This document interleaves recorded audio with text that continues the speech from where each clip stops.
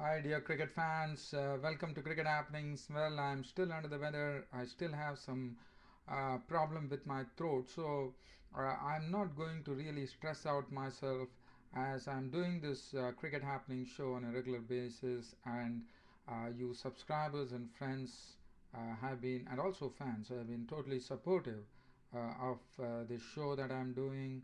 Well, it only encourages me to even give my best when even though I am sick. But today, what I'm going to do, only thing is that you wouldn't see me getting on with the same enthusiasm, but I will touch on all the points. So basically, the first thing that I would like to do is I am actually going to talk about the second day's play in the first test match between India and New Zealand, which was played at the Motera Stadium, that is the Sardar Patel Stadium as we call it, in Sardar Patel Stadium, Motera in Ahmedabad.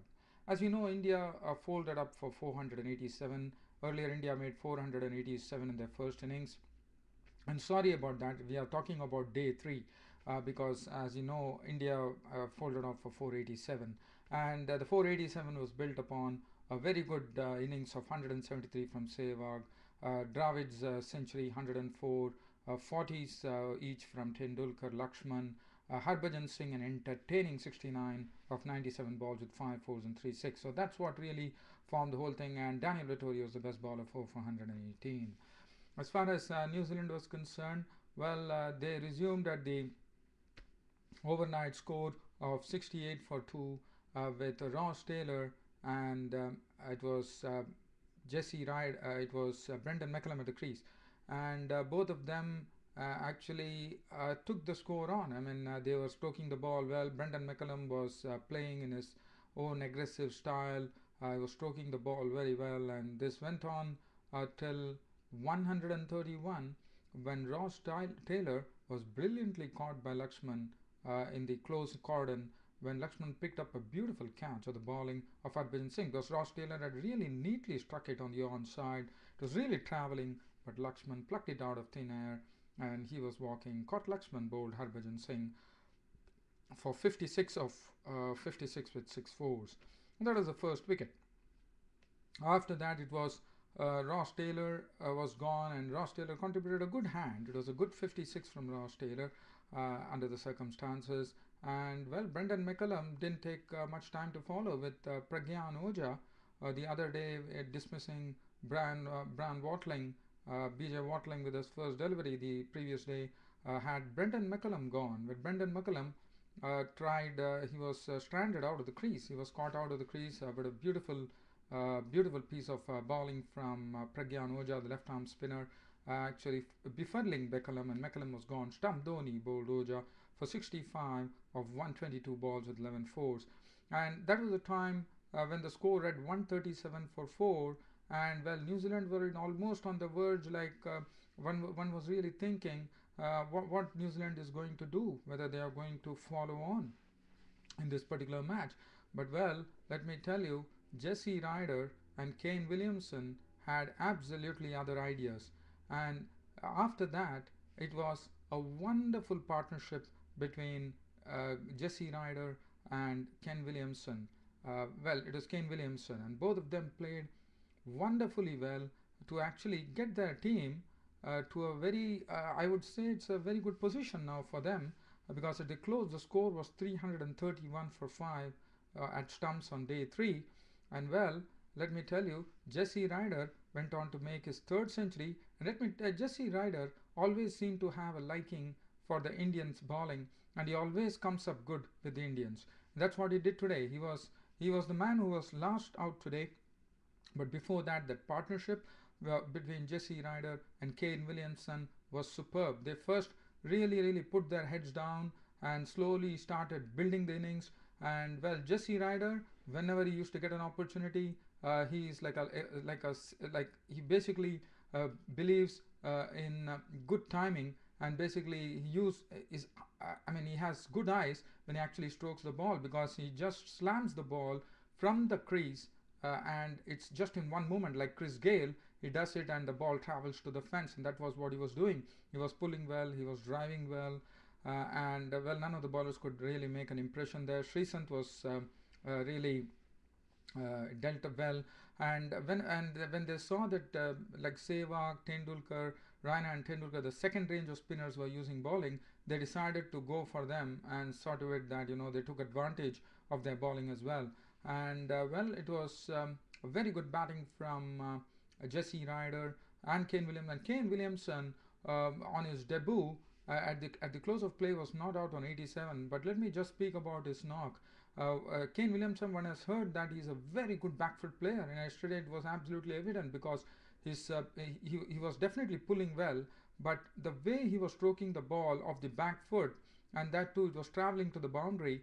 Well, Kane Williamson was superb. Whether the pace bowlers used to pitch up, he's just 18 years of old. Remember Kane Williamson, as you know, he got his debut century.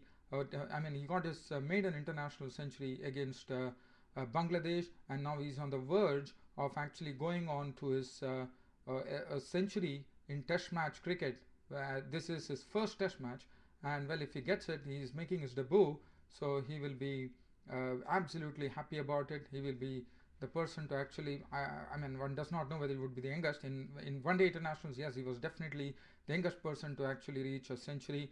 And Williamson right now not out on 87. And let me tell you, he was also having very good defense. He was defending the spinners very well as far as Harbhajan Singh and Pragyan Ojha were concerned. There's not much in the pitch at all, as Harbhajan Singh said the other day. Harbhajan Singh, well, he bowled well, 34 overs, 7 maidens, 1 for 90. And well, Kane Williamson and Jesse Ryder wore the Indian bowling attack to such a degree that this was a 194 run partnership that it was a very, very well knit partnership. And at the fag end of the day, India got their breakthrough, I would say, when Sreesanth of the third delivery actually had Jesse Ryder LBW for his third century against India, 103 of 205 balls, 10 fours and 1 6. And that was stumps. The umpires actually decided to say that stumps on the third day, and Kane Williamson was not out on 87 with 6 fours, but what a knock under the circumstances. This is exactly what New Zealand needed, and they got that partnership from Jesse Ryder and Kane Williamson. So absolute credit to them.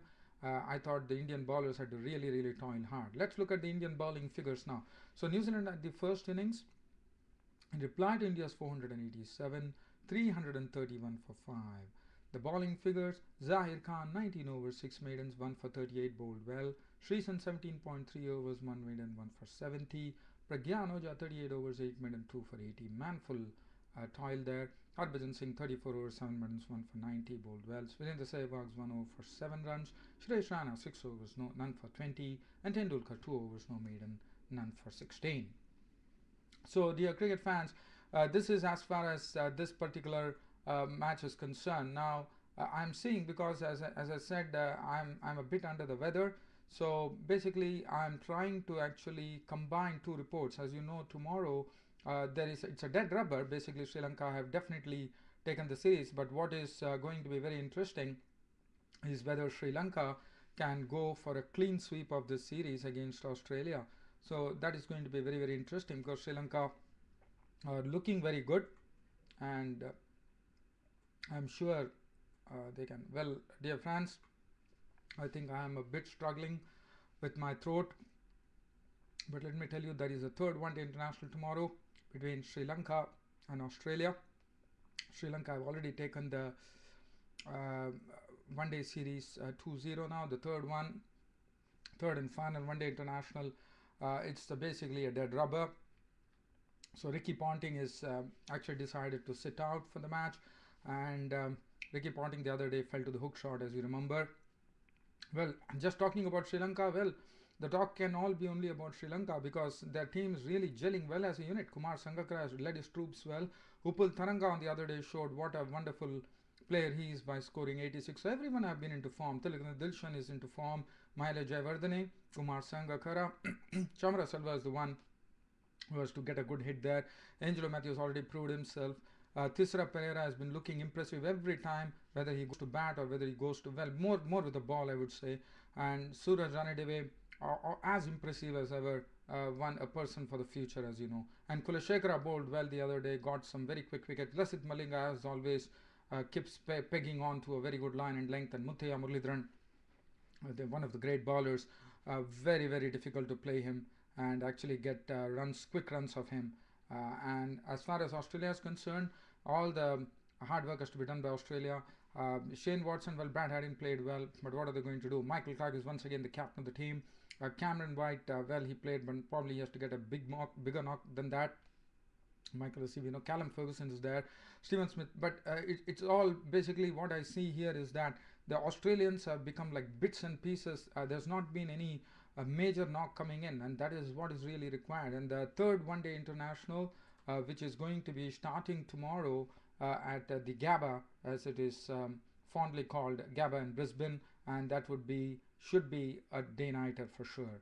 So, well, we have to see whether Sri Lanka can make a clean sweep of this one-day series, or whether Australia can prevent them and salvage something as far as their home crowd at the Gabba in Brisbane is concerned in the third one-day international. That's it, dear cricket fans, for Cricket Happenings. Please keep watching this Cricket Happenings. I'll be back with a full report tomorrow. Until then, it's Ram bidding goodbye. Thank you.